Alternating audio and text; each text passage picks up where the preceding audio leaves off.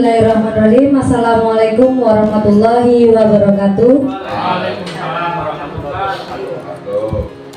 Yang terhormat Ibu Kepala Sekolah SD Negeri Adi Mulia 02 dan yang saya hormati Bapak Ibu Dewan Guru SD Negeri Adi Mulia 02.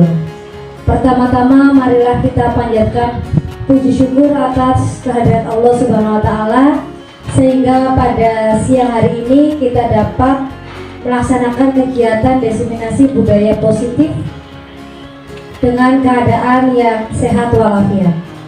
Dan tidak lupa marilah kita senantiasa junjungkan sholawat dan salam kepada junjungan kita Nabi Muhammad Sallallahu Alaihi Wasallam. Semoga syafaatnya tercurah kepada kita semua di akhir. Amin amin ya rabbal alamin. Baik Bapak Ibu, perkenalkan saya Alvares Diana Pambayun, calon guru penggerak angkatan 9 Kabupaten Cilacap. Pada kegiatan hari ini saya akan menyampaikan mengenai budaya positif yang saya pelajari di modul 1.4. Adapun konsep inti dari budaya positif yang pertama adalah disiplin positif, nilai-nilai kebijakan universal, kemudian kebutuhan dasar manusia, posisi kontrol guru, keyakinan kelas, dan segitiga restitusi. Baik, sebelum memulai pada pembahasan mengenai budaya positif hari ini, saya ingin mengajak Bapak Ibu semua untuk melakukan apresiasi kegiatan terlebih dahulu. Saya meminta Bapak Ibu mengepalkan tangan, nanti dikepalkan tangannya, yang kanan mengepal, yang kiri mengepal. Baik, ya dua-duanya. Kemudian nanti monggo silakan saling berhadapan atau saya dengan Bu Admini, kemudian yang Pak Amin mungkin dengan Bu Nur, Bu Windasi dengan Pak Pur, Pak Ade dengan Pak Nana. Coba salah satu di antara Bapak Ibu itu mengatakan buka atau ditutup kepala tangan tersebut. Nanti kita akan lihat apa yang dilakukan atau reaksi dari Bapak Ibu sekalian. Bisa kita coba? Bisa ya? Kita coba. Silakan ada teman-teman. Iya boleh dua-duanya atau salah satu membuka, salah satu menutup boleh. Nah nanti gantian. Jadi Pak Ade misalnya memberikan mengatakan pada Pak Nana buka atau tutup. Nanti kita akan lihat reaksi dari Pak Nana bagaimana. Nggak usah pembalem apa? Nggak usah merem. Fokus dengan suara. Pendengaran ya. Oh iya. Baik, kita coba ya. Kita mulai. Mari Bu. Buka. Yang buka masih nyuruh buka itu. Ya tuh. Yang ngurus ya. Reaksi ya yang ngurus boleh salah satu. Nanti kita lihat reaksinya. Nanti gantian setelah Pak Ade mengatakan Pak Nana mengatakan kepada Pak Ade. Nanti reaksinya Pak Ade bagaimana, reaksinya Pak Nana bagaimana. Belum. Jadi gini, saya contohkan. Buka. Tutup. Buka. Tutup. Buat ini silakan kepada saya. Buka. Ganti, silakan. Itu reaksi saya. Itu reaksi saya. Bebas reaksinya. Itu respon saya. Itu reaksi saya seperti itu.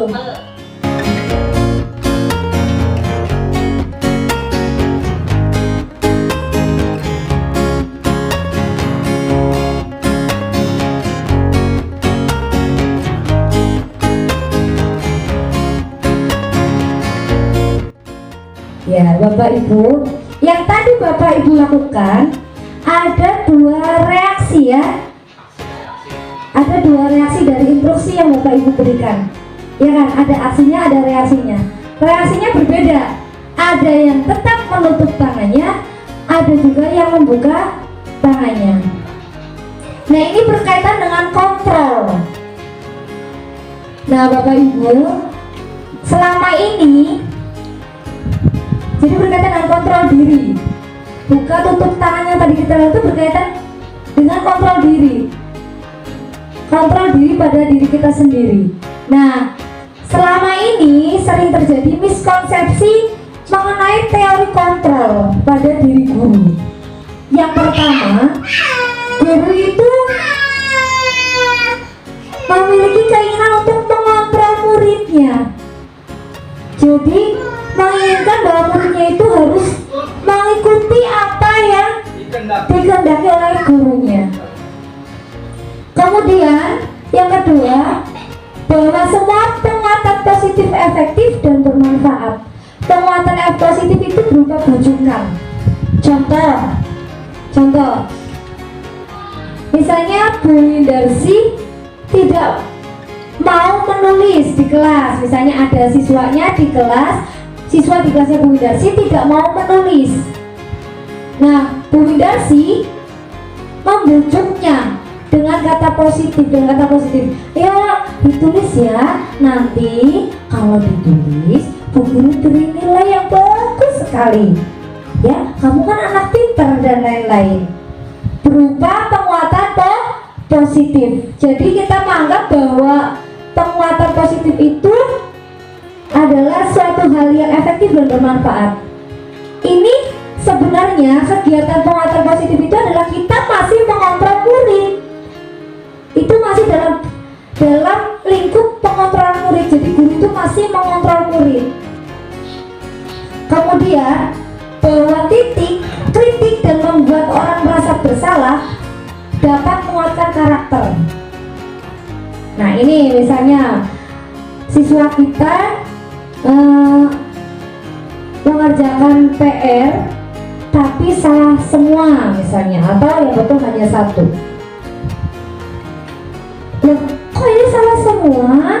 Kamu belajar tidak tadi malam? Nah, kalau kamu nggak belajar kayak gini kan tuh jadi salah semua. Akhirnya siswa itu merasa bersalah.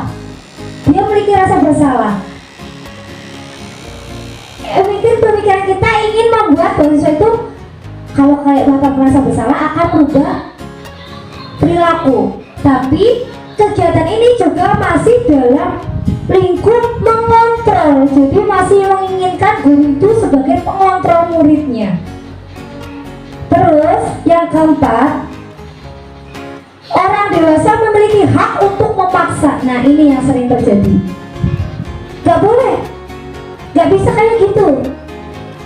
Kita memaksakan kehendak kita kepada siswa kita. Nah, hal apa yang kita lakukan ini belum sesuai dengan filosofi Ki Hajar Dewantara, di mana pengajaran adalah bagian dari pendidikan, dan pendidikan itu adalah kegiatan menuntun segala aspek kekuatan pada diri peserta didik sesuai dengan kodrat alam dan kodrat zamannya untuk mencapai keselamatan dan kebahagiaan yang setinggi-tingginya. Kita baru menuntun, berarti kita masih memaksakan. Ketika kita masih mengontrol, itu kita masih memaksakan. Nah, pasti Bapak Ibu bingung, loh, terus bagaimana ya? Terus kita harus bagaimana? Nah, hal ini akan berkaitan dengan nanti kegiatan disiplin positif yang akan kita lakukan. Menurut Stephen R. Covey, prinsip Center Leadership tahun 1991 menyampaikan bahwa bila kita ingin membuat kemajuan perlahan sedikit-sedikit, ubahlah sikap atau perilaku Anda. Namun bila kita ingin memperbaiki cara utama kita, maka kita perlu mengubah kerangka acuan kita. Ubahlah bagaimana Anda melihat dunia, bagaimana Anda berpikir tentang manusia. Ubahlah paradigma Anda, skema pemahaman dan penjelasan aspek-aspek tertentu tentang realistis. Jadi dari kontrol-kontrol yang kita lakukan tadi, kita itu harus mengubah. Pertama yang berubah itu apa? Dari diri kita dulu. Kalau kita ingin mengubah yang besar, berarti kita harus mengubah paradigmanya dulu. paradigma ini pernah saya sampaikan kemarin di diskusi mengenai visi guru penggerak. Salah satunya paradigma perubahan sekolah ya, menggunakan paradigma inquiry apresiatif. Nah, begini Bapak Ibu, yang kita lakukan itu adalah sebuah stimulus respon. Jadi kita itu memberikan stimulus rasa kepada anak dan menginginkan respon dari anak. Sebenarnya kita menginginkan respon yang berubah dari anak. Pertama, di pemikiran kita, berdasarkan stimulus respon kita itu berpikir bahwa realitanya itu kita itu semua sama. Kita itu semua sama. Tapi pada kenyataannya kita itu semua berbeda. Kita semua itu tadi disampaikan di filosofi kecerdasan bahwa anak itu memiliki kodrat alam dan kodrat zamannya masing-masing. Kita itu berbeda. Pengajaran yang guru kita lakukan dulu kepada kita tidak bisa kita terapkan pada murid kita saat ini. Kenapa? Karena sudah beda zamannya dan keadaan alamnya pun sudah berbeda. Kemudian kita mencoba mengubah orang agar berpandangan sama dengan kita. Itu stimulusnya. Kita berpandangan bahwa kalau kita belajar pasti nilainya bagus. Kita inginnya murid kita juga punya pandangan seperti itu. Tapi realitanya kita berusaha memahami pandangan orang lain tentang dunia. Kita harus juga memahami tentang bagaimana pandangan murid terhadap belajar. Itu contohnya. Kemudian ada semua orang melihat hal yang sama. Padahal setiap orang, bahkan setiap anak itu melihat sesuatu itu punya gambaran yang berbeda-beda. Kita mengatakan dengan belajar, kamu pasti dapat nilai bagus. Tapi kita nggak bisa melakukan itu lewat anak. Kenapa? Karena pandangan anak dan keadaan anak berbeda. Mohon maaf, anak yang mungkin belajar dengan kodrat alamnya mungkin dia sudah cerdas, dengan kodrat alamnya di lingkungannya memang lingkungan yang positif belajar, mungkin dengan begitu akan meningkatkan nilainya. Tapi jika anak tersebut memiliki keadaan alam dan keadaan lingkungan yang berbeda, tentunya hasilnya juga akan berbeda. Nah, di situ ini gambar sedikit saja ya. Di situ di mana stimulus respon kita bergeser menjadi teori kontrol. Nah, kita tidak bisa memaksakan kehendak kita terhadap siswa. Nah, kontrol di sini ini berkaitan dengan disiplin, Bapak Ibu, yang akan kita bahas ini. Kenapa? Tapi sebelumnya saya akan tanya dulu, Bapak Ibu, tentunya Bapak Ibu juga udah paham ya, sering mengatakan kalian harus disiplin. Nah, menurut Bapak Ibu itu disiplin itu apa? Taat. Taat. Bapak Ari taat. Kemudian Pak Nana. Tertib. Saya Oke. kalau disiplin itu dikaitkan dengan membagi waktu tentunya. Membagi waktu. Baik. Kemudian kalau Pak Nana, baginya bagi waktu. Bapak ada dan taat. Bapak Nana Melakukan sesuatu sesuai pada tempatnya. melakukan sesuatu sesuai pada tempatnya. Patuh pada aturan. Patuh pada aturan. Win. Taat terhadap nilai-nilai yang dipercaya yang merupakan tanggung jawab. Taat kepada nilai saya yang merupakan tanggung jawabnya. Baik. Bagaimana yang lain? Semua jawabannya itu betul. Betul, nggak ada yang salah. Betul, tidak ada yang salah. Ya. Disiplin di sini itu berkaitan dengan oh iya Pak Amin, ada jawaban lain mau Pak Amin. Disiplin itu berarti kepatuhan terhadap kebulatan suara. Kepatuhan terhadap kebulatan suara. Baik. Bulat berarti ya. Luar biasa ini. Kepatuhan terhadap kebulatan suara. Berarti terhadap kesepakatan ya. Iya kan? Kebulatan suara itu berkaitan dengan kesepakatan. Usaha peratasan yang ditanamkan pada diri sendiri sejak dini sampai mereka menempuh ilmu yang dilakukan. Ya, sejak dini sampai dengan Tak terhingga ya semuanya saya. Baik. Jawaban Bapak Ibu tidak ada yang salah, tidak ada yang keliru. Biasanya yang tadi yang saya coba mulai itu taat terhadap aturan.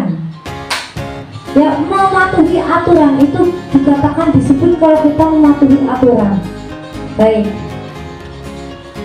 Kata disiplin ini berasal dari akar kata yaitu disipo, atau sering disebut dengan kata murid atau pengikut.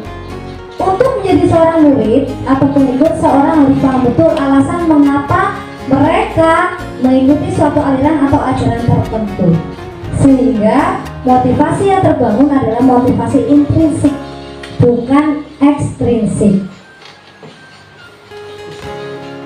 Kemudian disiplin diri juga mempelajari bagaimana cara kita mengontrol diri dan bagaimana menguasai diri untuk lebih memilih tindakan yang mengacu pada nilai-nilai yang kita hargai. Tadi kata Bu Darsi, nilai-nilai yang kita percaya dengan tanggung jawab. Baik Bapak Ibu, jadi disiplin di sini sebenarnya adalah pengontrolan pada diri kita sendiri, kontrol diri terhadap nilai-nilai yang kita yakini. Kalau aturan itu tidak kita yakini, kita tidak akan melakukan hal tersebut. Ya, dan itu tidak bisa dikatakan orang itu tidak disiplin karena tidak meyakini apa yang ada. Jadi disiplin itu adalah kontrol pada diri kita sendiri mengenai nilai-nilai yang kita yakini. Dan nilai-nilai di sini adalah berkaitan dengan nilai-nilai kebajikan universal. Jadi sebagai seorang pendidik, tujuan kita adalah menciptakan anak-anak yang memiliki disiplin diri sehingga mereka bisa berperilaku dan mengacu pada nilai-nilai kebajikan universal dan memiliki motivasi intrinsik, bukan ekstrinsik.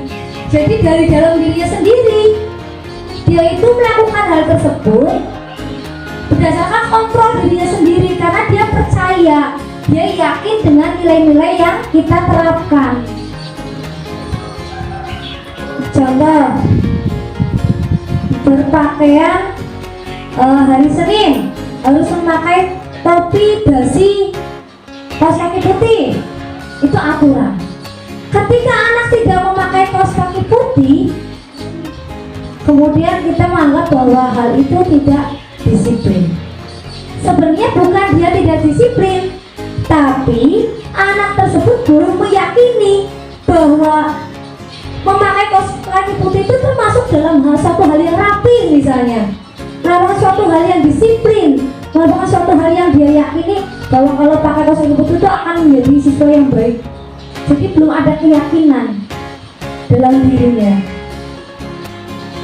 Saya nggak pakai kaos kaki aja masih jadi anak pintar. Jadi belum memiliki keinginan bahwa berpakaian rapi juga termasuk dalam nilai-nilai kebajikan yang harus dia yakini. Selain diyakini, juga kita bertanggung jawab terhadap apa yang kita yakini. Makanya tadi yang direkomendasi melaksanakan nilai-nilai yang kita yakini dengan bertanggung jawab ya murid. Nah, motivasi intrinsik di sini adalah motivasi dari dalam dirinya sendiri. Jadi mereka itu mengontrol dirinya bukan karena pertama mungkin takut dihukum. Itu kan motivasi ekstrinsik dari luar dirinya. Takut dimarahi. Berarti dirinya itu belum melakukan disiplin. Sebenarnya pada diri anak itu belum melakukan disiplin. Nah, disiplin positif itu berkaitan dengan nilai-nilai universal. Di sini disampaikan disiplin positif yang ditemukan oleh Ki Hajar Dewantara maupun Janet Gosen, di mana kedua pakar pendidikan mengartikan disiplin sebagai bentuk kontrol diri, yaitu belajar untuk mengontrol diri agar dapat mencapai suatu tujuan yang mulia. Nah, tujuan yang mulia ini mengacu pada nilai-nilai atau prinsip kebajikan universal. Nilai-nilai kebajikan universal sendiri itu adalah sifat-sifat positif manusia yang merupakan tujuan mulia yang ingin dicapai setiap individu. Jadi nilai-nilai kebajikan universal ini harus dimiliki anak. Apa itu nilai kebajikan universal? Yaitu nilai yang diyakini tidak berbatas pada ras, agama, kemudian suku dan sebagainya. Jadi ini berlaku untuk semua. Nah, Bapak Ibu, tentunya ketika kita mengetahui nilai-nilai kebajikan universal, akan muncul motivasi pada diri kita sendiri. Biasanya motivasi kita untuk disiplin itu yang sering terjadi adalah pertama, menghindari ketidaknyamanan atau hukuman. Terus untuk mendapat imbalan atau penghargaan. Yang ketiga, untuk menjadi orang yang mereka inginkan dan menghargai diri sendiri dengan nilai-nilai yang mereka percaya. Biasanya tuh anak disiplin bukan karena meyakini nilai-nilai kebajikan universal atau nilai-nilai mereka yakini, tapi karena pertama takut dihukum, tadi yang saya sampaikan. Takut dihukum, kemudian biar mendapat imbalan atau pujian. Terus juga ingin menjadi dipandang orang lain itu baik sesuai dengan pandangan orang lain, sehingga dirinya itu akan merasa dihargai ketika orang lain itu menganggap kita baik.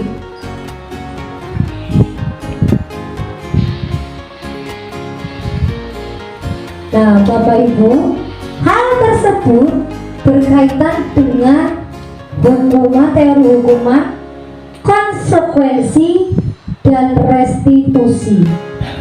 Jadi begini Bapak Ibu, ketika kita menerapkan disiplin pada anak, itu ada 3 hal atau 3 alasan yang bisa jadi anak itu jadikan dasar. Yang pertama adalah hukuman, kemudian konsekuensi, yang ketiga restitusi.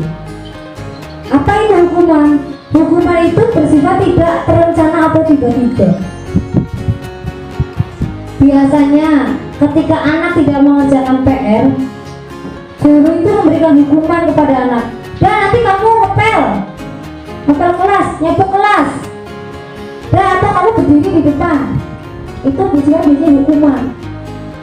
Atau ketika anak datang upacara tidak pakai topi, ini biasanya dilakukan di banyak sekolah, tidak pakai topi, tidak pakai dasi, tidak pakai sabuk atau atribut yang lainnya, kamu berdiri di depan, berdiri di pojok, itu adalah bentuk hukuman. Mengapa? Karena hal tersebut dilakukan tidak terencana, tidak ada perencanaan untuk kegiatan atau hal tersebut. Kemudian konsekuensi. Kalau konsekuensi itu sudah terencana atau sudah disepakati, jadi kita sudah membuat kesepakatan sebelumnya. Ketika ada salah satu melanggar aturan, akan ada konsekuensinya. Jadi konsekuensinya itu sudah kita dari kedua belah pihak itu sudah dibicarakan atau sudah disepakati. Itu baru namanya konsekuensi, bukan lagi hukuman. Contoh, kemarin saat saya elaborasi modul 1.4, ada hal yang menarik menurut saya. Mengapa? Ketika dibahas bahwa disiplin itu mengikuti aturan adalah tidak setuju. Kenapa? Karena bisa jadi aturan tersebut tidak diyakini oleh anak. Jadi yang kita harus tanamkan pada anak adalah menanamkan atau memberi keyakinan terhadap nilai-nilai yang akan kita terapkan. Begini waktu elaborasi, jadi yang menarik itu ada salah satu guru SMA bertanya, kalau hukuman kan tidak boleh berupa fisik sekarang ya, hukuman berupa kekerasan verbal maupun kekerasan fisik itu tidak boleh. Tapi ada yang bertanya begini, Pak, bagaimana jika di sekolah semi militer. Biasanya ada hukuman yang push up atau lari. Itu kan sebuah hukuman karena mereka melanggar kedisiplinan di sekolah. Kemudian dijawab oleh instruktur saya begini, jadi yang mereka lakukan itu bukan hukuman tapi konsekuensi. Kenapa? Karena ketika mereka akan masuk ke sekolah semi militer tersebut, tentunya mereka sudah tahu dan sudah sepakat dengan aturan yang ada. Begitu. Jadi itu yang namanya konsekuensi, bukan lagi namanya hukuman. Mereka bukan menjalankan hukuman, tapi mereka sedang menjalankan konsekuensi dari perbuatan mereka sendiri. Begitu. Nah, yang terakhir adalah restitusi. Apa itu restitusi? Restitusi itu adalah proses menciptakan kondisi bagi murid untuk memperbaiki kesalahan mereka sehingga mereka bisa kembali kepada kelompok mereka dengan karakter yang lebih kuat. Jadi di sini itu ketika anak melanggar aturan atau tidak sesuai dengan nilai-nilai kebajikan universal yang ada, yang kita yakini, ini kita tidak memberikan hukuman atau konsekuensi, tapi lebih memberi pada penguatan karakter, memperbaiki proses, memperbaiki kesalahan, tapi dengan cara tidak menghukum ataupun tidak memberi konsekuensi, tapi lebih pada kepenguatan nilai. Nah, baik, contoh kasus begini. Contoh kasusnya begini ya, Bapak Ibu. Ini namanya restitusi. Nah, ini akan dibahas oleh kita di segitiga restitusi nanti. Tapi saya beri gambaran terlebih dahulu. Saya contohkan rahasia. Rahasia itu ketika rahasia itu adalah misalnya anak yang pendiam, dia kurang punya banyak teman misalnya.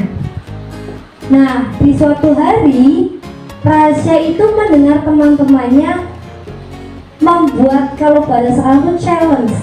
Apa yang akan kita lakukan selama pelajaran, tapi atau keisengan yang kita lakukan, tapi itu lucu, bisa membuat kita cara itu menghibur.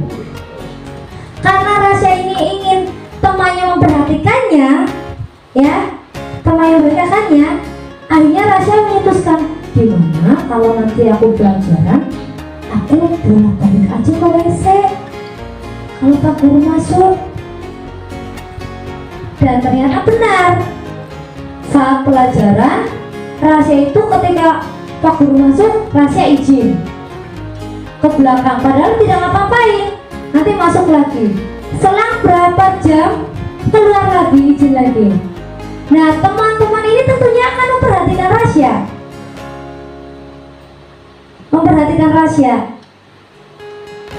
karena rahasia ini nanti akan saya jelaskan. Nah, terus begitu, akhirnya guru itu kan menjadi penasaran, kok ini anak sering bolak-balik, apa sakit atau kenapa gitu kan. Nah, dipanggillah rahasia oleh Pak Ade, ditanya,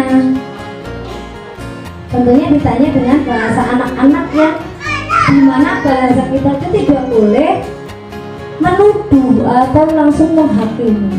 Mungkin jadi rahasia, sedang istirahat ya, iya, rahasia udah jajan belum?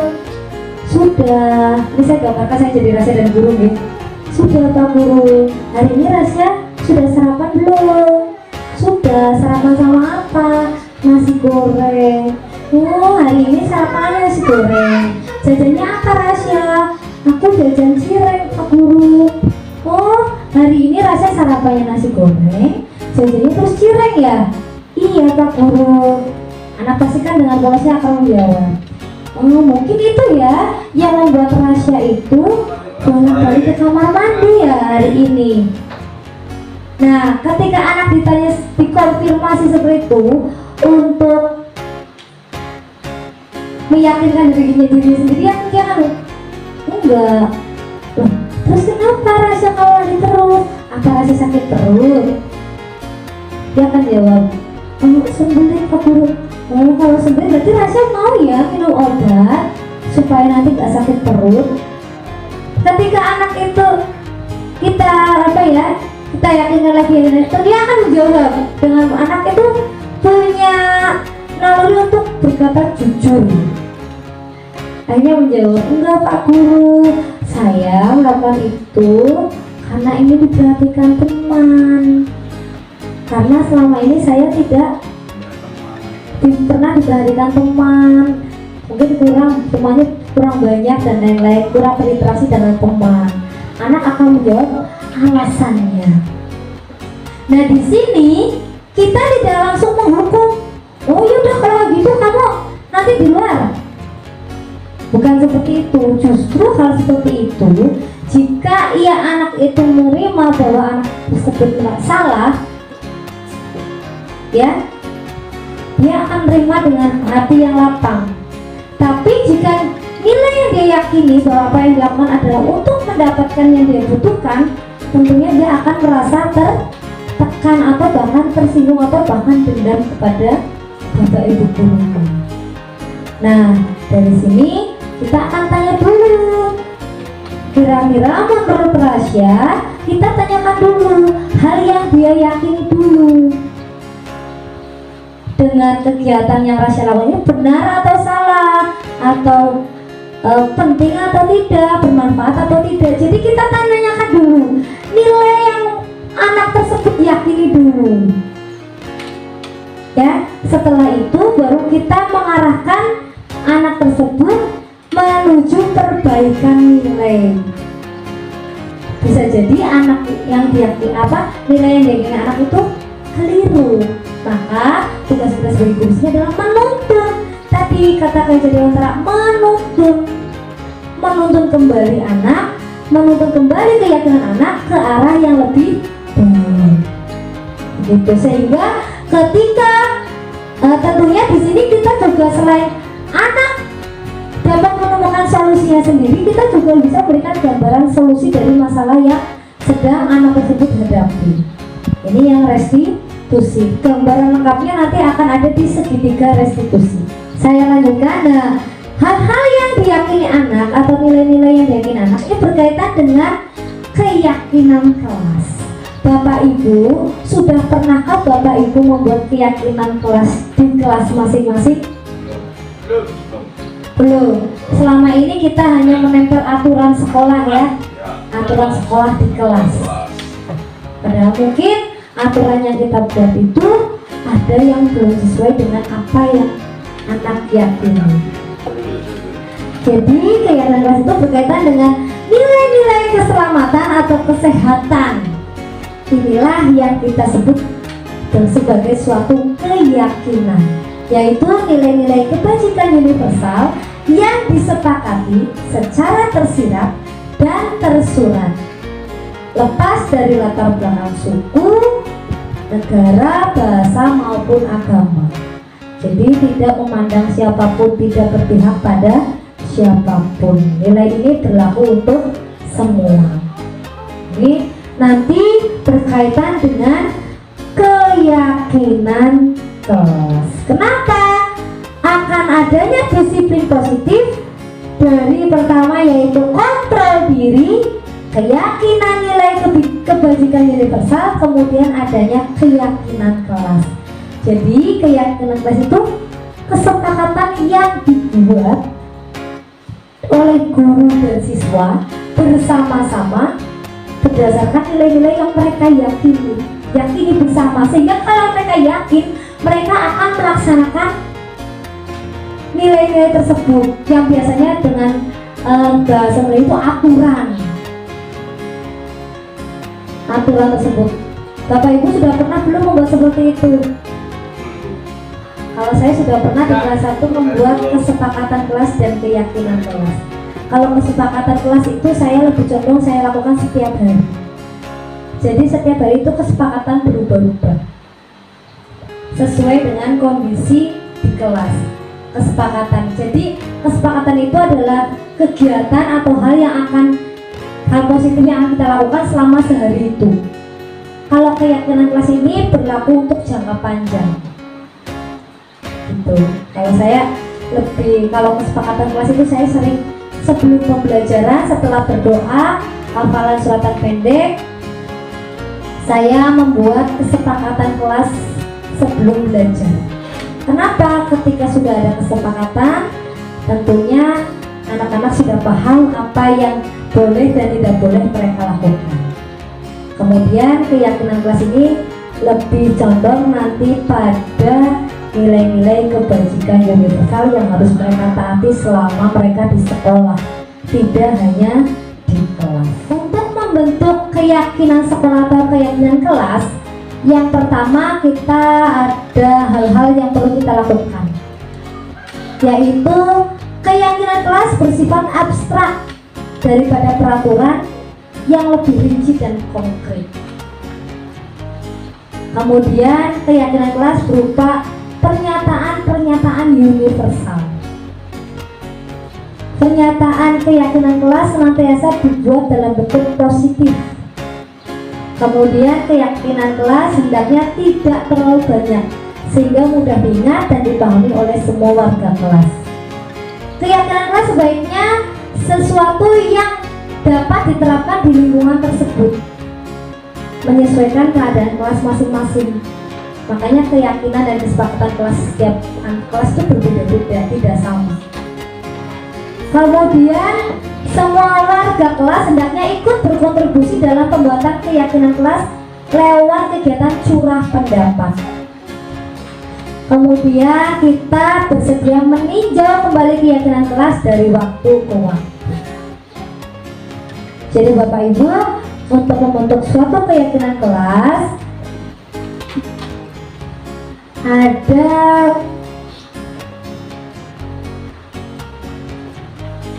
hal-hal atau prosedur yang bisa kita lakukan. Yang pertama, mempersiapkan warga kelas atau murid-murid untuk bercurah pendapat tentang peraturan yang perlu disepakati di kelas. Jadi kayak gini Bapak Ibu, saya beri gambarannya. Ketika kita akan membuat prosedur keyakinan kelas, yang pertama adalah setiap anak itu berhak memberikan pendapatnya atau hal apa yang mereka yakini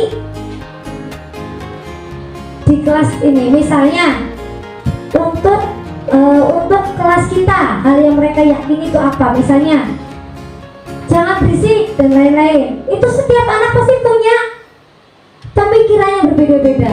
Diusahakan dalam membuat keyakinan kelas itu kita persiapkan dulu siswa kita untuk mengikuti curah pendapat. Jadi setiap orang itu memberikan pendapatnya. Yang pernah saya praktekkan, kalau di kelas 1 belum bisa semenarik di kelas atas gitu. Yang saya praktekkan itu untuk pembuatan keyakinan kelas saya di kelas 1, yang pertama saya itu tanya dulu bagaimana sikapmu yang baik ketika ada di kelas. Anak-anak itu hampir semua menjawab dengan sangat senang. Karena kelas 1 belum bisa menulis, saya tuliskan satu-satu. Ya mantap Mbak Nabila, nomor 1 saya tulis Nabila. Saya tulis dulu. Kemudian mencatat. Tadi sudah mencatat semua masukan atau hasil dari curah pendapat. Kita tadi catat, sudah dicatat. Kita tulis dulu pendapat anak. Setelah itu susun kata-kata anak tersebut, kalimat-kalimat anak tersebut menjadi kalimat yang lebih positif. Contohnya, tidak buang sampah sembarangan. Itu kan berkonotasi negatif. Kita ubah menjadi kalimat yang lebih positif. Buanglah sampah di tempat sampah. Ya, kalau tempatnya takutnya yang dikira anak itu tempatnya adalah laci ya dong, ya seperti itu. Jadi kita harus menyampaikan buanglah sampah di tempat sampah. Nah ya, jadi seperti itu Bapak Ibu ya. Jadi kalimatnya itu kalau bisa jangan berkonotasi negatif. Jangan buang sampah di laci. Kita ubah. Biasanya anak tidak berisik, tidak buang sampah sembarangan, tidak memukul teman, banyak ya. Kita ubah. Kita bisa menggabungkan beberapa kata-kata anak yang berkonotasi negatif, kita ubah yang memiliki satu makna menjadi satu kalimat positif. Misalnya tidak memukul, tidak menendang, tidak mengejek. Mungkin kita bisa ubah menjadi saling menghargai, seperti itu. Jadi nilai kalimatnya itu lebih positif. Setelah itu kita tinjau kembali daftar surat pendapat yang sudah dicatat.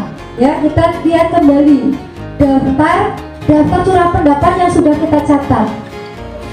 Apakah masih banyak yang berupa peraturan-peraturan, misalnya dengarkan guru, itu kan aturan. Ya, dengarkan guru, misalnya datang tepat waktu, tidak mencontek, itu berupa aturan. Tapi ketika menjadi suatu menjadi kalimat keyakinan kelas itu harus bernilai lebih positif. Setelah itu, setelah ditinjau kalimatnya sudah menjadi kalimat yang positif, kita juga harus meninjau bersama ya beberapa aturan yang sudah disatukan, apakah sudah sesuai ya, apakah masih terlalu banyak atau belum sesuai dengan nilai-nilai keyakinan, nilai-nilai kebajikan universal. Kalau belum, kita tinjau lagi. Setelah itu keyakinan kelas kita buat ya, secara tersirat kita sampaikan. Jadi keyakinan kelas kita ini ya, kita sampaikan kepada anak. Setelah tersirat kita sampaikan, maka kita buat secara tersurat, atau dibuat seperti poster, atau kita buat tempelan-tempelan yang tulisannya adalah tulisan keyakinan kelas kita. Nah, setelah itu kita tempel, kita tempatkan keyakinan kelas kita di kelas. Mengapa? Sehingga mengapa pentingnya membuat keyakinan kelas? Ini adalah berkaitan dengan keyakinan anak terhadap nilai-nilai kebajikan universal. Apa aja sih kebajikan yang universal? Nanti kita bahas kembali. Setelah itu kita membuat tabel T. Nah ya Bapak Ibu, setelah itu kita membuat tabel T. Tabel T itu adalah tampak seperti, misalnya sudah dituliskan di keyakinan kelas kita. Kita buat dulu tabel T-nya, kita jabarkan dulu pendapat anak. Menurut kalian kalau datang tempat waktu itu tampaknya seperti apa, yang tidak tampak seperti apa? Datang tempat waktu yang tampak itu misalnya datang sebelum jam atau bel masuk, yang tidak tampak sering datang terlambat. Kemudian misalnya di situ ada menghormati guru dan teman, menyapa. Yang tampak itu kegiatannya itu seperti apa? Menyapa guru dan teman. Yang tidak tampak seperti apa? Acuh, ya, mengabaikan teman. Jadi kita buat dulu, nanti anak-anak itu tahu, oh saya harus menerapkan sikap seperti ini dan saya tidak boleh menerapkan sikap seperti ini. Ya, jadi seperti itu. Ini untuk tabel T. Setelah kita melakukan kegiatan membuat keyakinan kelas, kita harus melakukan pendalaman materi terhadap keyakinan kelas kita, ya. Nah, setelah membuat tabel T, kita akan membuat tabel Y. Tabel Y itu maksudnya apa? Jadi sebenarnya tabelnya seperti ini terbagi menjadi 3 supaya mudah diingat, jadi disebut tabel Y. Ya, 3 bagian: terdengar, terlihat, berperilaku. Terdengar itu seperti apa maksudnya? Nah, jadi setelah kita tahu sikap yang tampak dan tidak tampak, atau sikap yang harus dilakukan dan tidak dilakukan, kita membuat tabel Y.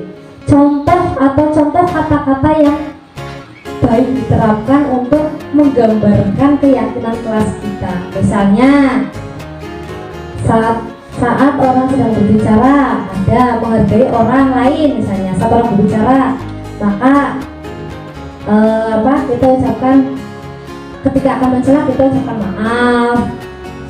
Terus ayo kita bantu dia terdengar oleh telinga. Jadi yang anak ucapkan, yang baiknya atau kalimat positif yang anak ucapkan, ini berkaitan dengan tabelnya. Yang terlihat, anak itu akan kelihatan tampaknya, perilakunya itu seperti apa yang kita lihat. Nantinya terlihat misalnya memegang barang milik orang lain hanya kalau diizinkan. Kita kan bisa memantaunya dengan melihat. Terus berperilaku, misalnya di keyakinan kelasnya adalah menghormati guru, perilakunya ketemu Pak Guru senyum atau salam. Nah, ini tabel itu berkaitan dengan hal-hal positif yang akan anak ucapkan, akan apa yang anak tampakkan, dan apa yang anak lakukan. Nah, setelah membuat tabel Y, kita akan membuat tabel tugas guru dan tugas guru. Yang pertama, tugas guru, contohnya ini di keyakinan kelasnya dari kebijakan universalnya adalah saling menghargai atau mengenai kebersihan. Berarti misalnya sini guru memberikan contoh membuang sampah di tempat sampah. Maka tugas murid adalah melakukan apa yang sudah guru contohkan. Terus guru tugasnya adalah memberi nilai. Guru ngasih nilai, itu kewajiban kita, itu hal tugas kita. Maka tugas anak apa? Bertanya ketika tidak ada yang tidak paham. Terus guru tugasnya adalah menjalankan keyakinan kelas. Maka siswa tugasnya juga melaksanakan keyakinan kelas berdasarkan apa yang sudah disepakati bersama guru.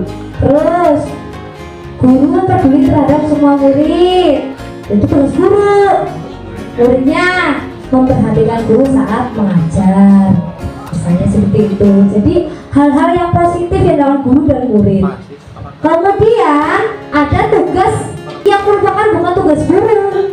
Guru tugasnya bukan untuk menyakiti, menyakiti atau disakiti. Jadi Pak Guru tolong jangan menyakiti hati saya. Jadi begitu ya Pak Guru. Mungkin juga Pak Guru bisa anak-anak tolong jangan sakiti Pak Guru. Itu tugas.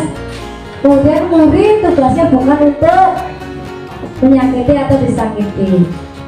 Yang kedua, memaksa murid untuk belajar. Tugas guru itu bukan untuk memaksa murid untuk belajar, dan murid tugasnya bukan untuk mengeluh. Ya itu misalnya contohnya.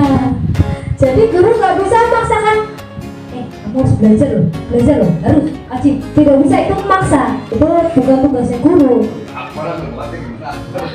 Nah, di lapangan berbeda loh ya. Iya kok. Iya nanti tenang. Akan ada gambaran pemecahkan masalahnya. Makanya di situ murid tugasnya bukan untuk mengeluh. Itu beberapa contoh gambarannya. Nah, keyakinan kelas ini berkaitan dengan kebutuhan dasar manusia. Kenapa kok kebutuhan dasar manusia bukan kebutuhan dasar murid? Karena yang ada di kelas itu bukan hanya murid, tapi guru dan murid. Nah, guru dan murid itu kan manusia. Jadi kebutuhan dasarnya apa saja sih? Berdasarkan teori budaya positif pada modul 1.4, yang pertama adalah kebutuhan bertahan hidup. Kedua, kebutuhan kasih sayang dan rasa diterima. Yang ketiga, kebutuhan pengakuan atas kemampuan. Yang keempat, kebutuhan akan kebebasan. dan kelima kebutuhan akan kesenangan.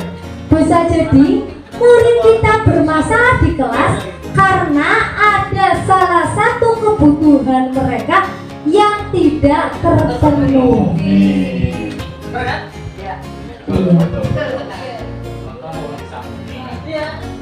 Bertahan hidup, ini contoh ya. Contoh bertahan hidup. Bertahan hidup, misalnya Akbar sakit perut, ya, dia itu belum makan. Akbar sakit perut belum sarapan, dia merasa lapar, ya, karena gurunya sedang ada kepentingan di kantor.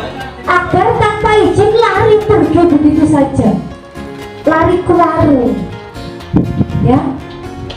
Padahal di keyakinan kelasnya ada mengatakan jika ingin keluar masuk kelas saat pelajaran harus izin, tapi tanpa izin Akbar keluar lari ke warung cari kupa. Akhirnya Akbar melanggar keyakinan kelas. Kenapa? Karena ada salah satu kebutuhan dasarnya yang tidak terpenuhi. Dia lapar, sekali sakit perut kan untuk bertanya untuk harus makan. Itu contoh ringannya Bapak Ibu. Konteksnya apa Bunda? Bertahan, ya untuk mempertahankan kelangsungan hidupnya, bagaimana caranya itu bertahan hidup. Kebutuhan mendesak itu bertahan hidup konteksnya. Ya tidak, kan berlalu banyak ya. Tapi ini kan untuk konteks siswa yang ringan itu kan, misalnya dia tidak makan, bisa jadi dia sakit dan mengancam kehidupannya. Itu kan bertahan hidupnya bagaimana? Dia harus lari mencari makanan begitu. Kalau untuk konteks yang lebih tinggi lagi belum bisa kita terapkan di kelas sekolah dasar. Ini supaya mudah dipahami saja Bapak Ibu, makanya saya menggunakan contoh yang real, yang sering terjadi di sekolah. Terus kemudian nih Mas Erul, ya. Bawa pensil tiap hari. Nah misalnya Mas Erul itu sering sekali memukul temannya, ya. Mas Erul sering sekali memukul temannya, supaya dipukul, ya. Nah, Dia meyakini membela diri. ini, nah dari apa yang saya lakukan, tentunya ada hal kebutuhan. Misalnya Mas Erul tanpa sebab membunuh temannya dengan cara memukul temannya, memukul tangan kah atau badan kah, ya, tanpa sebab yang diketahui. Itu bukan karena kadang-kadang anak kita nggak tahu kebutuhan anak apa yang tidak kita penuhi atau tidak terpenuhi. Dari sini kita akan bisa melihat, bisa jadi Erul melakukan itu karena membutuhkan pengakuan sehingga Erul melakukan hal tersebut, atau bisa jadi Erul tidak dapat kasih sayang atau diterima dari teman sehingga dia melampiaskannya dengan melanggar keyakinan kelas yang sudah disepakati atau dibuat. Nah, untuk menghadapi itu tentunya guru memiliki posisi kontrol. Guru itu memiliki posisi kontrol. Yang pertama, yang paling rendah. Walaupun itu nomor 1, tapi ini paling rendah, Bapak Ibu. Posisi kontrol kita yang paling rendah adalah penghukum. Ini seperti zaman kolonial mungkin ya, penghukum. Ini adalah posisi kontrol yang paling rendah. Jadi ini contoh bahwa posisi kontrol kita sebagai penghukum. Contohnya seperti ini. Misalnya Akbar data aturan apa? Kesepakatan di kelas atau di sekolah bahwa sepatu harus berwarna hitam. Ya. Ketika datang Akbar pakai sepatunya warna merah. Kemudian oleh Pak Pur, Mas Akbar ini terus dihukum, copot sepatunya, nggak boleh pakai sepatu. Ganti ya. Misalnya karena sudah siap, nggak mungkin ganti sepatu pulang. Sehari ini kamu nggak boleh pakai sepatu. Itu kita posisi menghukum. Kenapa tadi hukuman tidak terencana? Terus pembuat merasa bersalah. Misalnya Rifki Rifki ya, jam kelas 6 lagi jam kosong. Yang masuk Bu Guru, Bu Alfa, masuk ngomong masuk kelas. Kita menulis tugas yang dari Bu Win, mungkin karena Bu Win sedang dinas luar. Rifki tidak mengerjakan. Kontrol gurunya di sini, saya bilang begini, ayolah Rifki, jangan kayak gitu. Nanti kalau kamu kayak gitu, pikirannya sama Bu Guru kamu gak diperhatikan, gak jelaskan materinya. Ayolah Rifki, dikerjakan dulu ya, tugasnya dikerjakan. Ini posisi kontrol kita itu adalah sebagai pembuat merasa bersalah. Kenapa? Ayolah Rifki, nanti kalau kamu kayak gitu sama Bu Guru dikira kamu gak diajari. Akhirnya anak itu akan merasa, loh, aku bersalah ya. Dia akan merasa bersalah. Ini posisi kontrol kita. Ini di bawahnya penghukum. Di atasnya penghukum sedikit. Tadi yang paling rendah penghukum. Mirip posisi kontrol perayu seperti itu. Iya kan tadi ada diskusinya pengontrol yang dari paling awal tadi, yaitu penguat nilai positif ya, dengan cara merayu tadi, membujuk. Tapi kita sebenarnya dengan kata-kata itu kita akan buat anak merasa bersalah. Sebagai teman, kontrol kita sebagai teman. Ayo Mas, dikerjakan ya, biar kamu nilainya bagus. Sebenarnya kita sebagai fungsinya sebagai teman, kontrol kita sebagai teman. Misalnya di sini Mas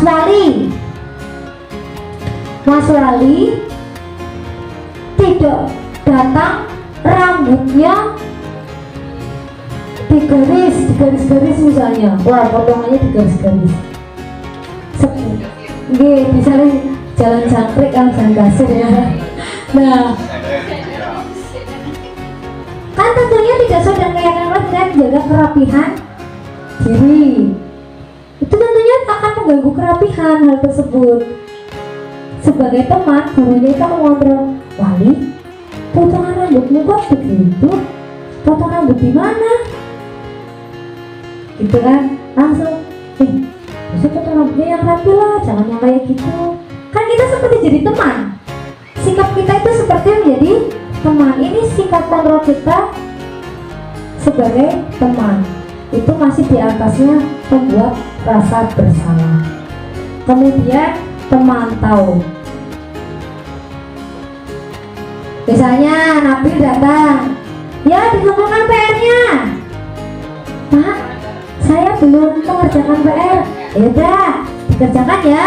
Nanti jam istirahat Pak Guru tunggu di kantor. Kan kita mantau mengerjakan atau tidak ya. Kita mantau dulu kegiatannya, mantau kegiatan apa dari kekeliruan anak, kita pantau mau seperti apa tindak lanjutnya, itu kita mantau dulu. Nah, ini yang paling baik atau yang disarankan pada penerapan perbaikan kekeliruan pada anak, yaitu peran kita sebagai manajer. Tentunya kita kan mengontrol, memberi solusi iya, mengontrol iya, tentunya ya enggak? Kalau kita jadi manajer. Tapi kalau memantau, belum tentu memberi solusi, apalagi menghukum. Bisa jadi tidak memberikan solusi apapun terhadap kekeliruan anak. Nah, kalau di manajer itu kita selain sebagai pengontrol anak, kekeliruan anak, kita itu memberikan solusi terhadap kekeliruan anak, jalan keluar dari permasalahan anak. Ini yang diharapkan pada guru-guru saat ini. Nah, Bapak Ibu, posisi kontrol guru di sini ada identitas gagal atau ilmu gagal bergeser menjadi identitas berhasil atau sukses. Ya, akan saya zoom di sini. Ini saya akan contohkan satu saja. Kontrolnya sebagai penghukum. Kontrolnya sebagai penghukum berarti ini pada kegiatan ini pelaku kontrol negatif. karena apa? Tidak dengan solusi tapi langsung menghakimi anak, menghardik, menunjuk-nunjuk, bahkan bisa jadi menyakiti. Itu kayak hukum. Kemudian pembuat merasa bersalah, berceramah, menunjukkan kekecewaan mendalam. Ayolah Rifki, jangan begitu, kamu gak kasihan sama bu guru. Nah misalnya itu sebenarnya kita itu sudah memberikan menunjukkan kekecewaan kita sebenarnya, bukan memohon tapi menunjukkan kekecewaan kita. Nah hal tersebut sebenarnya punya dampak jangka panjang yang luar biasa. Kemudian berperilaku kontrapositif, yaitu menjadi teman, membuat alasan-alasan untuk muridnya, misalnya bertanya atau seperti tadi mengajak ngobrol dulu. Terus pemantau, menghitung atau mengukur seberapa banyak dan seberapa jauh dia akan melakukan kegiatan indisipliner. Jadi tidak disiplinnya itu dia akan memantau dulu. Setelah mantau dia akan melakukan, baru akan melakukan tindakan selanjutnya. Tapi yang diharapkan supaya anak itu mendapat motivasi intrinsik. Saya berikan contoh dulu. Kenapa ini masuk dalam motivasi eksternal? Anak akan melakukan atau mematuhi kegiatan disiplin jika pertama takut dihukum, ya, atau merasa bahwa takut disalahkan, kemudian dia merasa nggak enak sama Pak Guru itu karena merasa udah kayak teman, jadi nggak enak sama Pak Guru itu tapi kemudian dia merasa dipantau, jadi dia melakukan kegiatan disiplin.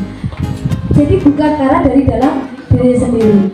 Ketika kita menjadi manajer, yang akan tumbuh adalah motivasi intrinsik, yaitu berasal dari dalam diri siswa. Mengapa? Karena di sini kita akan tahu hal-hal yang menyebabkan anak tersebut melakukan pelanggaran. Jadi kita melakukan pertanyaan-pertanyaan dialog yang akan menggeser dari identitas gagal menjadi identitas sukses. Ini adalah posisi kontrol guru sebagai manajer, jadi menggeser. Kalau yang lainnya itu bisa jadi belum menggeser, karena apa? Anak akan bergeser menjadi sukses, tapi bukan motivasinya bukan dari dalam dirinya, tapi karena yaitu contoh Nabil bisa ketemu manut itu ya, manutnya kurang Adeto karena Pak Ade punya peran kontrol sebagai teman.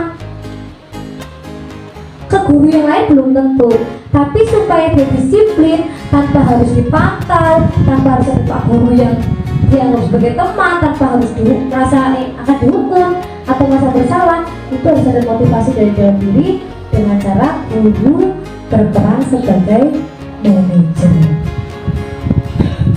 Nah, dalam peran guru jadi manajer ini kita bisa menerapkan namanya segitiga restitusi, ya. Segitiga restitusi ini ada 3 tahap, ya.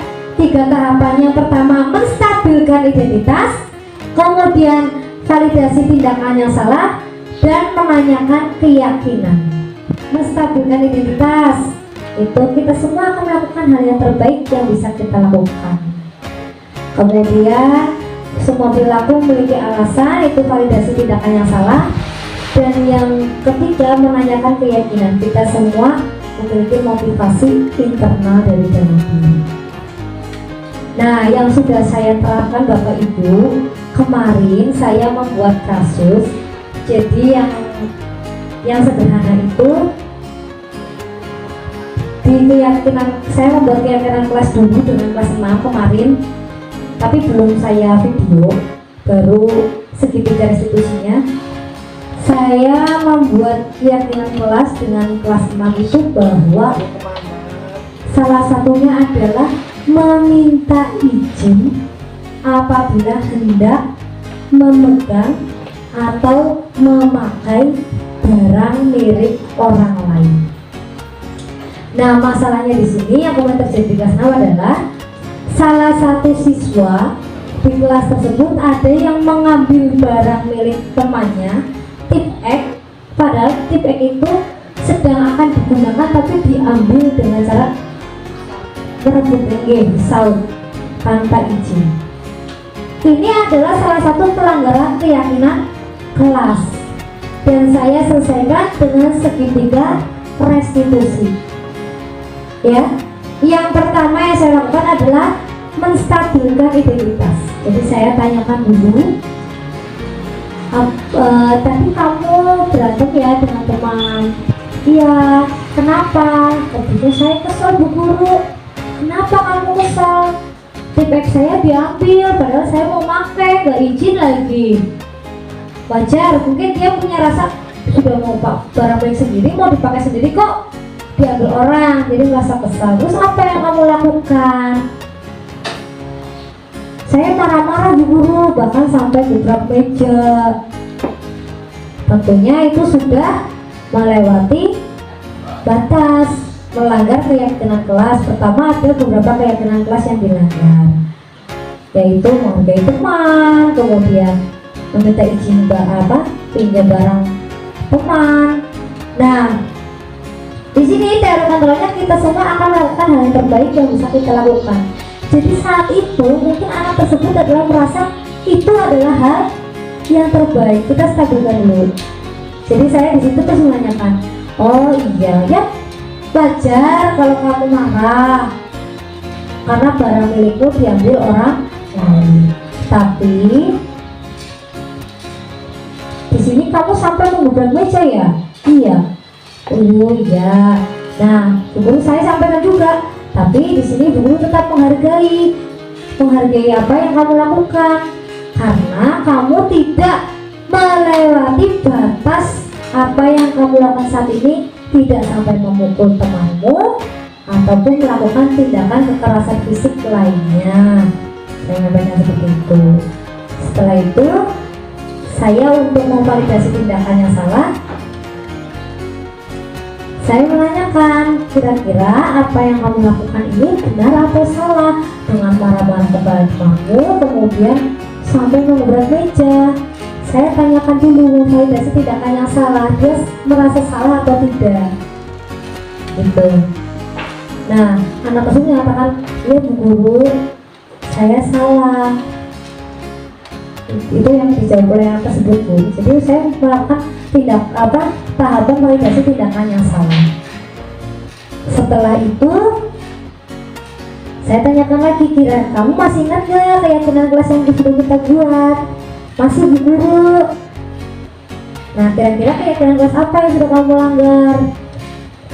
Menghargai teman, gitu. Jadi untuk segitiga restitusi ini, setelah itu dia tahu bahwa keyakinan kelas yang dia langgar itu dia bisa tahu. Terus saya tanyakan, bagaimana cara kamu memperbaiki masalah atau kesalahan ini? Dia menjawab, saya seharusnya tidak mengebrak meja Bu Guru dan tidak marah-marah. Lebih baik saya laporkan kepada Pak Guru atau Bu Guru tentang pelanggaran yang dilakukan teman saya. Sebenarnya di sini pada menanyakan keyakinan, anak itu sudah mulai berproses untuk menemukan jalan keluar, untuk menemukan solusi dari masalah yang mereka hadapi. Setelah itu saya tanyakan lagi, nah kira-kira rencana kamu ke depan, kamu mau bagaimana untuk memperbaiki kesalahanmu? Saya akan berusaha lebih sabar dan tidak marah-marah. Itu yang dijawab oleh anak. Jadi dalam segitiga restitusi ini, anak itu tahu salahnya mereka di mana, kemudian bagaimana cara anak memperbaiki dan menemukan solusi dari masalah yang mereka hadapi. Iya, jadi kita di sini itu bukan untuk menghukum, membuat anak merasa bersalah dan lain-lain. Jadi justru pada segitiga restitusi ini kita menyelesaikan masalah dengan mengajak anak atau menuntun anak untuk menemukan solusinya dengan keyakinan nilai-nilai kebajikan universal yang mereka yakini sendiri dari dalam hatinya. Begitu Bapak Ibu.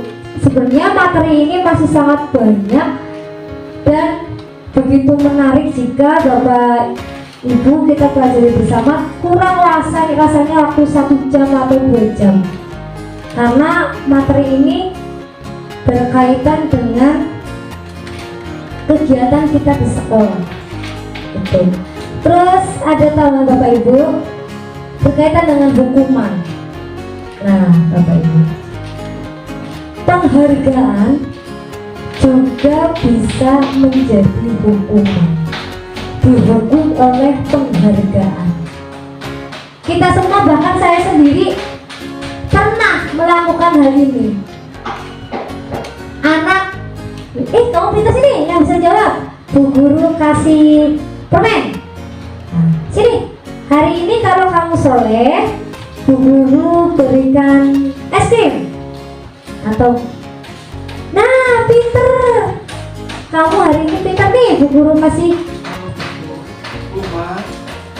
Nah, iya Bapak Ibu, betul. Tadi kata Tuman, kata Pak Pur. Penghargaan itu bisa menjadi motivasi, bisa juga menjadi hukuman bagi guru maupun bagi siswa, terutama bagi siswa. Ya, ketika kita memberikan penghargaan berupa materi, maka anak akan memperbaiki diri, ya, melalui motivasi eksternal, ekstrinsik mereka, bukan dari dalam diri mereka. Mereka memperbaiki diri untuk mendapat hadiah, mendapat permen, mendapat piala, mendapat piagam, dan lain-lain. Sehingga untuk meminimalisir hal tersebut, kita harus benar-benar bijaksana dalam memberikan penghargaan terhadap anak. Karena apabila dihukum oleh penghargaan ini, jangka luka dalam hatinya itu cukup lama, bisa jadi menyakiti perasaan, bahkan bisa merusak hukuman. Ya, baik Bapak Ibu, mungkin itu yang dapat saya sampaikan. Silakan apabila ada pertanyaan, saya memberikan waktu kepada Bapak Ibu. Apabila akan bertanya misalnya mengenai apa yang telah saya sampaikan atau ada yang kurang jelas, monggo bisa saya jelaskan kembali. Dan apabila nanti jawaban saya kurang maksimal, saya akan mencari jawaban, karena kebetulan saya ada gurunya, jadi bisa saya tanyakan kepada Bapak Ibu guru saya. Silakan Bapak Ibu. Bapak Ibu.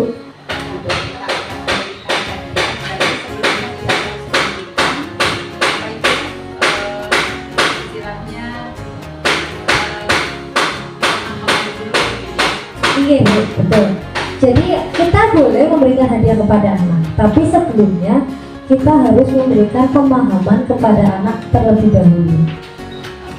Karena yang sudah sering terjadi, penghargaan atau hadiah itu adalah hasil.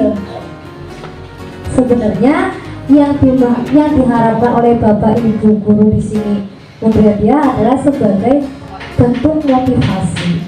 Tapi yang diterima anak itu gambaran hasil dari apa yang mereka lakukan. Nah, ini yang perlu diluruskan. Jadi jangan sampai penghargaan dinilai sebagai hasil, sebagai tujuan. Penghargaan itu dinilai sebagai tujuan untuk anak. Jadi kita harus berpemahaman bahwa penghargaan itu adalah suatu bentuk motivasi atau apresiasi saja dari Bapak Ibu guru terhadap siswa. Yang sering terjadi kan juara ranking 1, 2, 3 dapat piala, Padahal ranking 3 dan ranking 4 selisihnya hanya 0,5 misalnya. Itu akan menjadi pukulan bahkan hukuman yang sangat berat bagi yang ranking 4. Ya. Karena apa?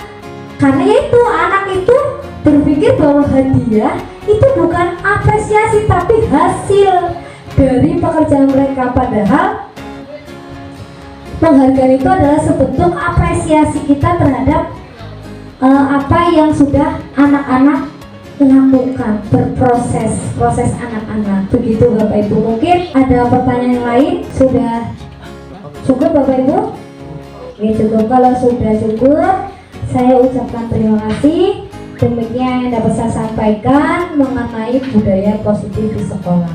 Jadi untuk menanamkan disiplin positif di sekolah kita harus memulai dari diri kita masing-masing. Ya, kita tidak bisa mengontrol orang lain. Kenapa? Karena hanya diri mereka sendiri yang bisa mengontrol diri. Jadi saya akan merasa disiplin ya berdasarkan nilai-nilai yang sudah disepakati, misalnya datang tidak terlambat ke sekolah. Kalau itu berupa aturan dan tidak diyakini, maka yang datang terlambat akan merasa enjoy saja gitu. Jadi kita harus kembali lagi kontrol pada diri kita sendiri, karena yang bisa mengendalikan diri kita itu diri kita sendiri, bukan orang lain. Begitu Bapak Ibu. Jadi untuk mengatasi disiplin positif, keyakinan kelas dan lain-lain, apabila ada yang belum jelas atau masih perlu penjabaran yang lebih jelas, mungkin kita akan lanjut di pertemuan yang akan datang, atau kita akan melaksanakan tindak lanjut selanjutnya melalui kegiatan yang lain. Terima kasih Bapak Ibu atas perhatiannya. Mohon maaf apabila ada kata yang kurang berkenan ataupun keliru ataupun tidak pas di hati Bapak Ibu, saya mohon maaf yang sebesar-besarnya. Terima kasih untuk perhatiannya. Wassalamualaikum warahmatullahi wabarakatuh. Waalaikumsalam warahmatullahi wabarakatuh.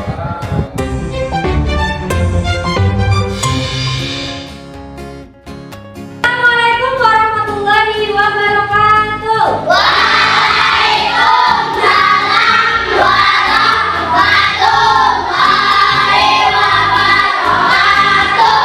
Semangat pagi anak-anak.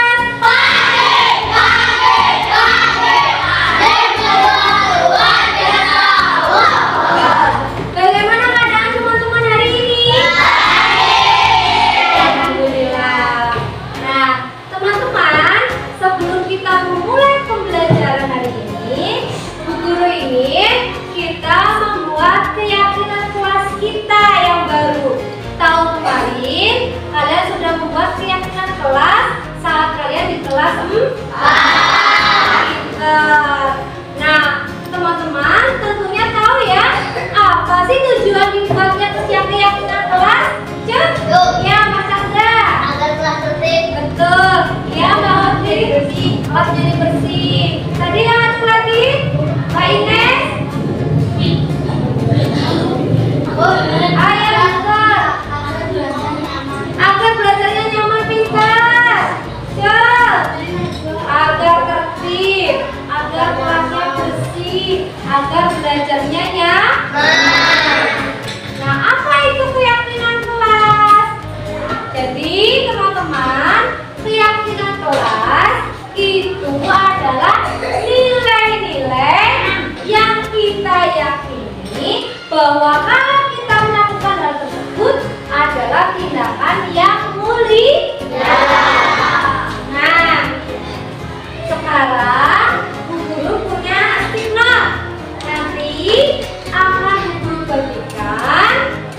Menurut teman-teman, kalian tuliskan apa saja nilai-nilai yang baik yang ingin teman-teman lakukan untuk kelas kita, supaya kelas kita menjadi lebih baik, lebih tertib, pembelajaran jadi lebih nyaman. Jelas? Ada pertanyaan? Tidak. Kalau tidak, Bu Guru akan bagi satu-satu. Bu Guru minta tolong kepada Mas Guntur dibagi untuk kelompok yang putra Mas Guntur. Tolong.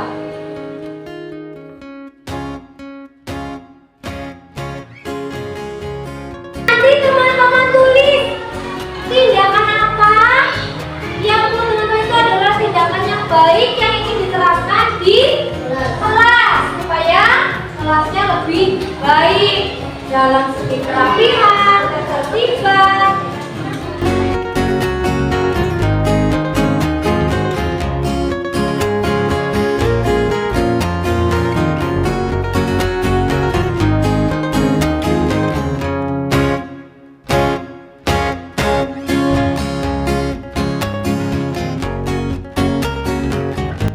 Boleh yang sudah selesai ditempel, maju ke depan ditempel di sini. Di kotak keyakinan telah, silakan maju. Ya, Mbak Ines silakan. Kalau sudah ditempel Mbak Ines. Tinggal. Stop, ditempel.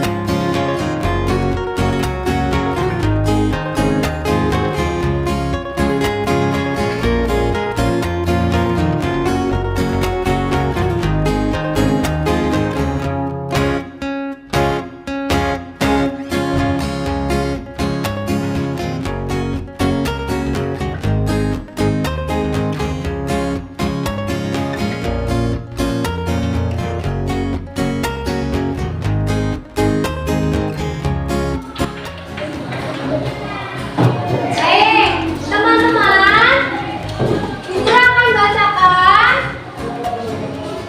hal positif apa sih yang ingin teman-teman lakukan di kelas kita, yang ingin kita lakukan bersama supaya kelas kita menjadi lebih baik. Pertama, ada berkata sopan.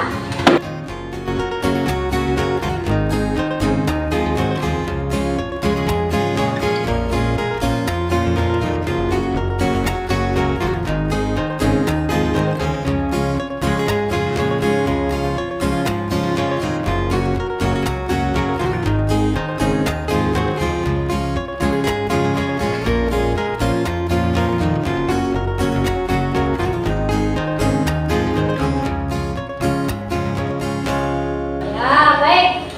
Nah, teman-teman, kita sudah mengelompokkan keyakinan kelas kita. Ya. Yang pertama ada berdoa.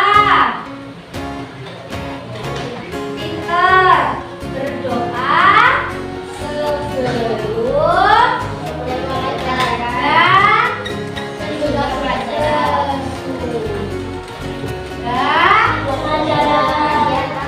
Dan pelajaran. Yang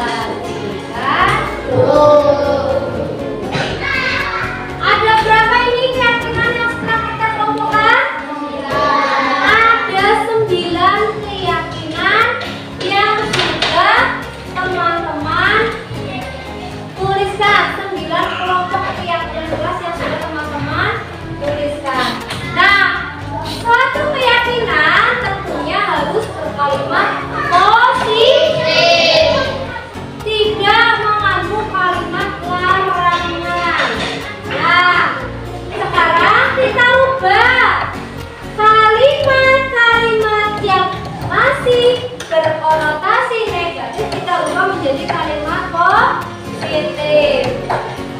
Kalimat positif. Kalimat positifnya.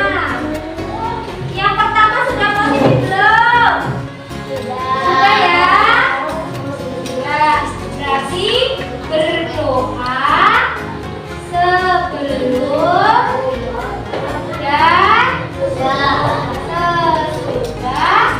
lebih kelihatan. Terus yang kedua sudah positif belum? Sudah, pintar, Renzo.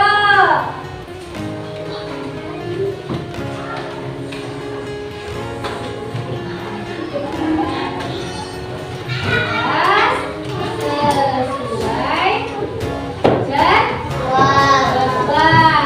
Bagus. Yang ketiga, datang ke kamu sudah positif belum?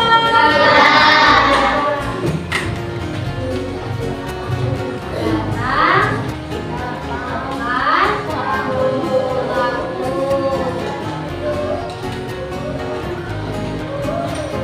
yang keempat, tidak buang sampah sembarangan. Sudah positif belum? Masih ada kalimat belum? Beri kita gambaran. Coba kalimat positif dari tidak buang sampah sembarangan. Buang ke tempatnya. Iya, pintar. Apa Mbak Desti? Buang sampah di tempatnya. Ya, buang sampah di tempat yang sampah. Jangan dikasih ya.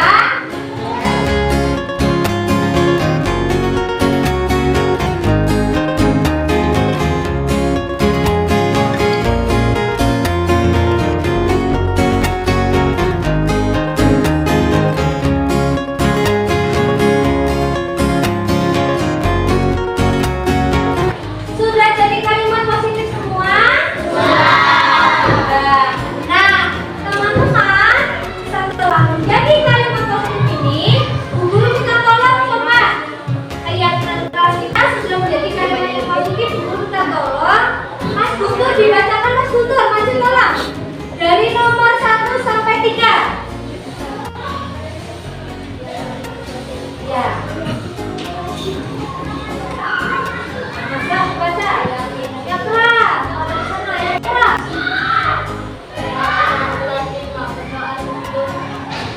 Dan setelah kegiatan melaksanakan tugas sesuai jadwal. Betul, tiga tepuk tangan dulu kita betul.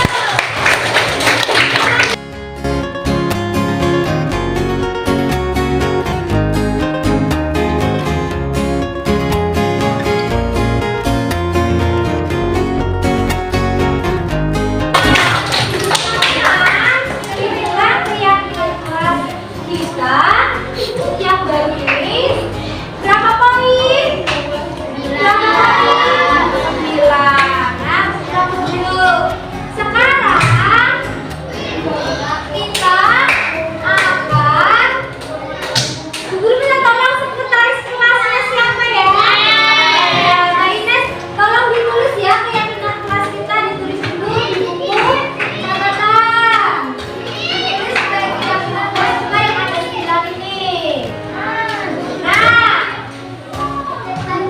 teman-teman, sekarang Guru akan tentukan dulu.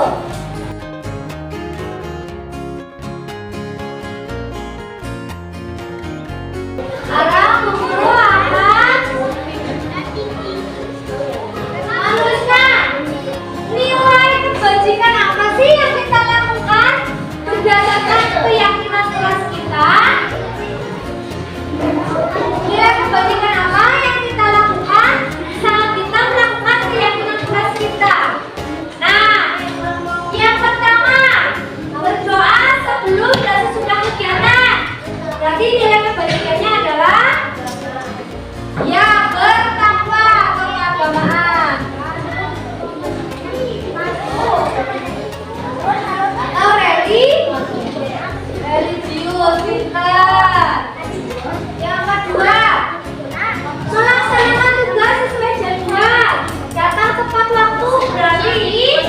Disiplin, betul.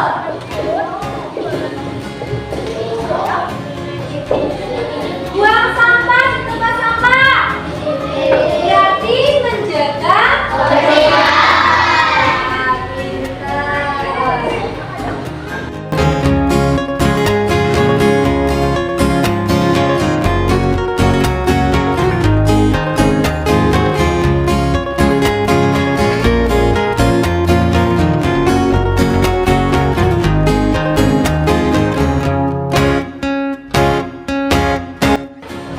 Kita sudah melaksanakan 6 nilai kebajikan. Yang pertama tolong dibacakan, jangan lupa. Pintar. Yang kedua dibaca Mas Chandra. Disiplin. Pintar. Yang ketiga siapa yang membacakan? Ya Enzo. Pintar. Ya Opa. Ya Mas Rama. Pintar. Yang kelima. Ya Bapak saling menyayangi. Yang keenam ada. Betul. Betul. Menghormati orang. Ternyata dari 9 tindakan kita sudah laksanakan banyak nilai kebajikan. Nah, dari nilai-nilai kebajikan ini, sudah ditulis, Mbak Ines? Oke, sebentar lagi. Nilai-nilai kebajikan ini yang harus kita kita lakukan, ya. Kalau kita yakin, kita lakukan dengan senang hati, akan tumbuh disiplin positif pada diri kita masing-masing. Nah, sekarang sama nilai kebajikan ditulis. Ya, ditulis sama nilai kebajikannya. Nah, terus teman-teman tadi sudah menulis